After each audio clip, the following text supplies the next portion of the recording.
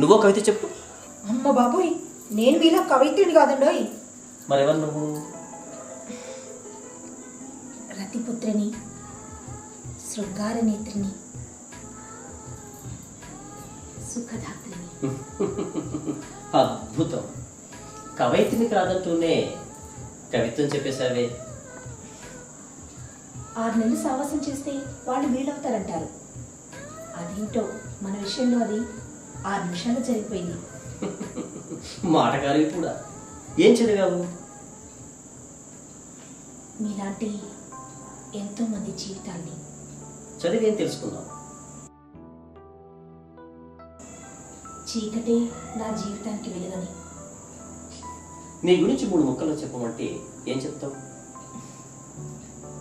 నాకు వచ్చింది చెప్పమంటారా, మీకు నచ్చినట్టు చెప్పమంటారా? ఏదో తెచ్చినట్టు కాకుండా ఉన్నది ఉన్నట్టుగా చెప్పు.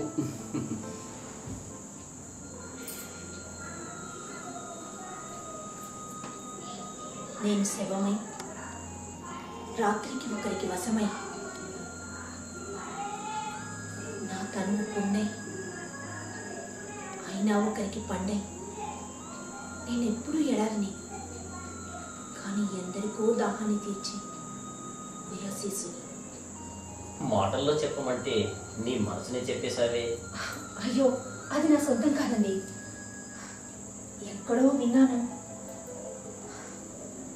నా జీవితానికి దగ్గరగా ఉందని